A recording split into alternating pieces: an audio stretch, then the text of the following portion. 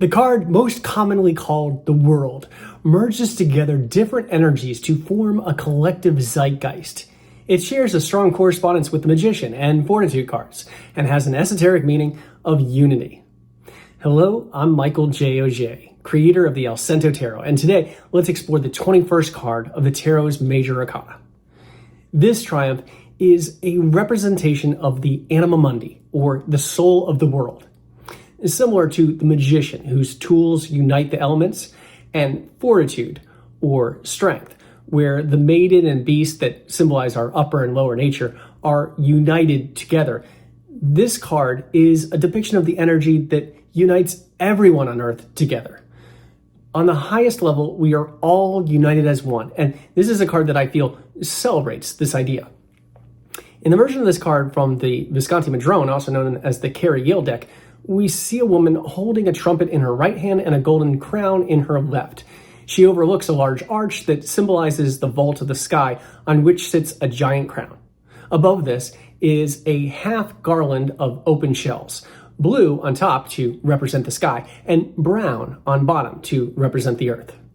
This garland acts as a divider to separate the anima mundi from the scene below. The bottom section of the card has a landscape that includes ships sailing at sea in the background and a river with a boat being rowed by monks in the foreground. On one shore of the river is a fisherman, and on the other shore is a knight on horseback holding a victory banner. Some have interpreted the knight as the victor who has completed the quest for the Holy Grail, and the fisherman as the Fisher King who rules the Grail Castle. The anima mundi is also depicted in the Marseille style tradition of this card, but in a simpler manner. The soul is the transcendent part of us that doesn't die.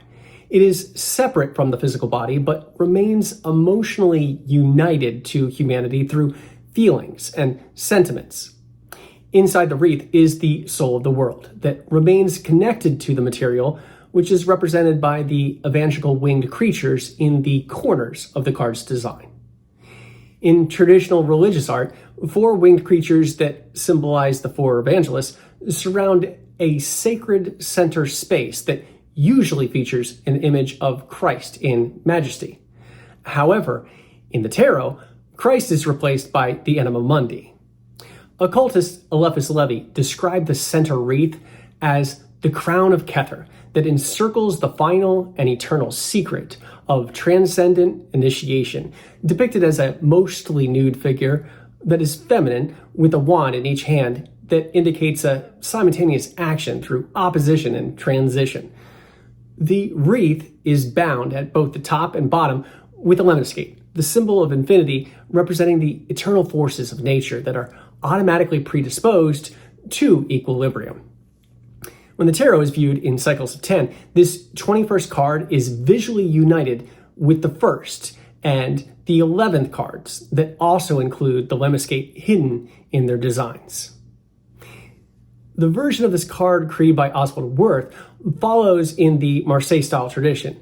Wirth describes the central figure as the corporeal soul of the universe, the vestal virgin of the hearth of life, whose fire burns in everyone. She is seen holding 2 wands with round knobs at the end. One is red and represents the fiery energy of life that would die out if not constantly revived by the breath of air that the blue knob attracts. The soul and the spirit can be thought of as different aspects of the same thing. The soul can be described as a piece of the divine when it is incarnated into the body. The connection with the material gives us a deepness of feeling, like deep waters of the ocean. This attachment provides security but also causes pain. The same entity, when freed from the body, can be described as having a sharper quality, like a flame ascending upwards, seeking transcendence. Spirit is our true state as unified, luminous beings. In his book, The Tarot of the Magicians, Oswald Wirth wrote, "What distinguishes the wise man is the fact that he has no illusion about the false reality to which our senses are prey. Everything becomes spirit in face of his spiritual view of life. The world appears to him like the miracle of the single thing of the Hermeticists. By conceiving the radical unity or oneness of what exists, we rise to gnosis, the supreme reward given to efforts made in search of the true. The world card created by Arthur Edward Waite and Pamela Coleman Smith continues in the Marseille style tradition. This triumph is described by Waite as the state of the soul in the consciousness of divine vision reflected from the self-knowing spirit. The Hermetic order of the Golden Dawn corresponded this card with the Hebrew letter Thoth, which means cross. A cross made of two lines can represent the mark of God, and can also be interpreted as the divine unity of both masculine and feminine. Many occultists believe that the scarf that the Anima Mundi wears is used to hide male genitalia, and that this card is an illustration of the divine hermaphrodite, also known in alchemical philosophy as the rebus, representing the unification of opposing qualities like spirit and matter. In the Thoth deck, created by Aleister Crowley and Lady Frida Harris, the world card is retitled The Universe. In addition to linking this card with the Hebrew letter Thoth, the Hermetic Order of the Golden Dawn also linked this card with the Earth and Saturn. Saturn, being the slowest of the classical planets, corresponds to the dull and heavy attributes of the soul being weighed down by the material aspects of structure. Crowley describes Saturn as the old god of masculine fertility and the sun in the south, but also as feminine, the great mother and moon of Yesod, providing equilibrium between change and stability and influenced by Malkuth, the daughter. A square of light radiates from the head of the Anima Mundi, which represents a transcendence from the material. Similar to other versions of this card, the Anima Mundi is seen with a leg crossed in the opposite manner as the Hanged Man to symbolize freedom from restriction and mastery of unity. One of her legs points to the microcosm and the other points to the macrocosm. There's also a ring of stars that encircles her, divided into 3 rows and 72 sections. 3 times 72 equals 216. 6 times 6 times 6 also equals 216, which is a number that corresponds to the material world. 10 rays of light that correspond to the 10 stations of the Tree of Life emanate from the Eye of Horus to her side. And she dances with a serpent that has both light and dark colors, suggesting the duality of the material. Her foot stands on the head of the serpent to symbolize she has mastered the universe.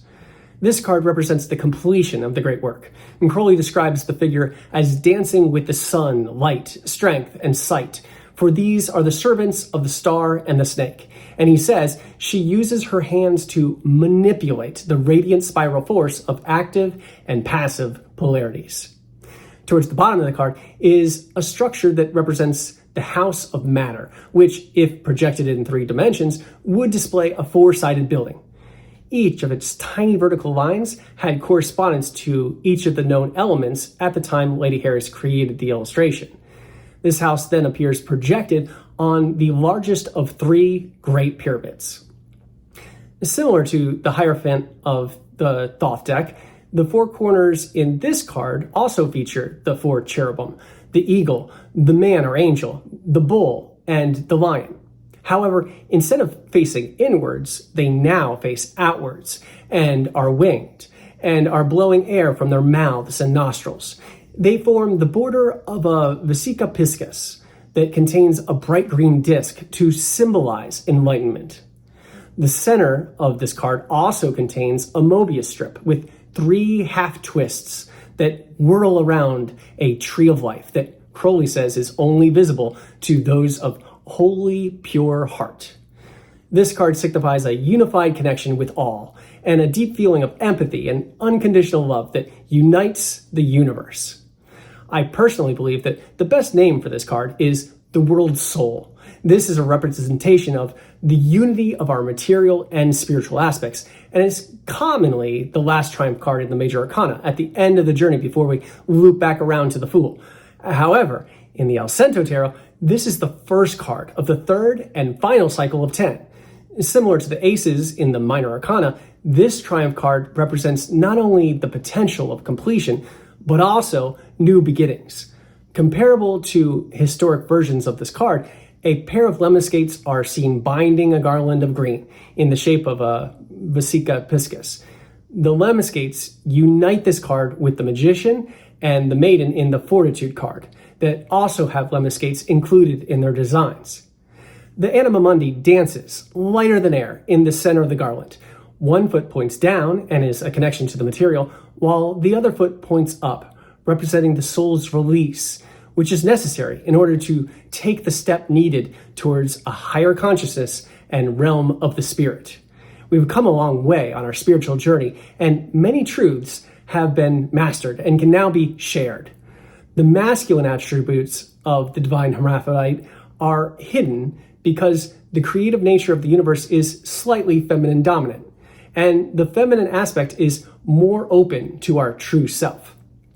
When we drop the personality, we become caretakers of the world. The dancer holds a pair of double-sided candles in each hand, representing involution and evolution, as within, so without. Bordering the garland are further expressions of the balance of elemental dualities and union of opposites. Being is substance in life. Life manifests by movement. Movement is sustained by equilibrium. Equilibrium is therefore the law of immortality. This card represents a celebration of the fulfillment of an objective and successful progress toward new goals. With an understanding and unity of our physical and spiritual aspects, we are now able to embrace advancement to a higher and deeper level of mastery. And our journey will continue next with a new vision. I hope you'll join me. In the meantime, please subscribe if you haven't already, give this episode a thumbs up, and leave a comment to share your support.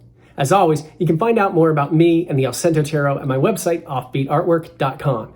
And until next time, brightest blessings on your spiritual journey.